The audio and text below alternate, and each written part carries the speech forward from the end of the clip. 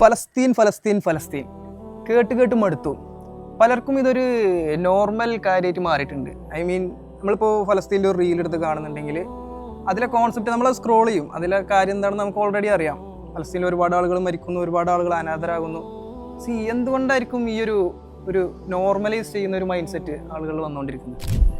ശരിയാണ്. ഇപ്പോൾ ഒരു 100 ആൾ മരണപ്പെട്ടു എന്നുള്ളൊരു വാർത്ത കേട്ട് കഴിഞ്ഞാൽ നമ്മൾ ഞെട്ടും. പക്ഷേ ഇന്നത്തെ കാലത്ത് അത് ഫലസ്തീനിലാണെന്ന് അറിഞ്ഞു കഴിഞ്ഞാൽ ഭൂരിഭാഗം ആളുകൾക്കും വലിയ ഞെട്ടലൊന്നും ഉണ്ടാകുന്നില്ല.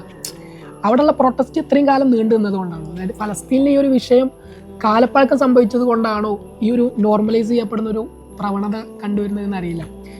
എന്താണെന്നുണ്ടെങ്കിലും ഈ അധിനിവേശത്തിൻ്റെ ചരിത്രം എടുത്ത് നോക്കുകയാണെന്നുണ്ടെങ്കിൽ ഏത് രാജ്യത്തായിക്കോട്ടെ അവിടെയൊക്കെ നൂറ്റാണ്ടുകളോളം അധിനിവേശ ശക്തികൾ ഭരണം നടത്തിയിട്ടുണ്ടാവും. അപ്പോൾ ഇന്ത്യയുടെ കാര്യം എടുത്ത് നോക്കുകയാണെന്നുണ്ടെങ്കിൽ ബ്രിട്ടീഷുകാർ 2 നൂറ്റാണ്ട് കാലത്തോളം ഇവിടെ റൂൾ ചെയ്യുന്നുണ്ട്. അപ്പോൾ അന്നെങ്ങാനും ഇവിടുത്തെ സ്വാതന്ത്ര്യ സമര സേനാനികൾ ഇതൊക്കെ നോർമലായിട്ടുണ്ട്, ഇനി നമ്മൾ ഫൈറ്റ് ചെയ്യേണ്ട ആവശ്യമൊന്നുമില്ല എന്ന് പറഞ്ഞിട്ട് മാറി നിൽക്കുകയാണെന്നുണ്ടെങ്കിൽ ഒരിക്കലും നമ്മുടെ രാജ്യത്തിന് സ്വാതന്ത്ര്യം കിട്ടുകയില്ല.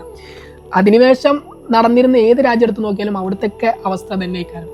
അപ്പോൾ ഈ ഫലസ്തീനിലെ ഈ പ്രശ്നങ്ങൾ ഇത്രയും കാലമായി എന്ന കാരണം കൊണ്ട് നമ്മൾ ഒരിക്കലും അവർക്ക് വേണ്ടി സംസാരിക്കുന്നതോ അല്ലെങ്കിൽ പ്രൊട്ടസ്റ്റ് ചെയ്യുന്നതോ ഒന്നും നിർത്തിവെക്കാൻ പറ്റില്ല. ഫലസ്തീൻ്റെ വിഷയത്തിൽ നമുക്ക് ചെയ്യാനുള്ളത് എന്താണെന്ന് വെച്ചാൽ keep fighting, keep protesting, keep ബോയ്ക്കോട്ടിങ്.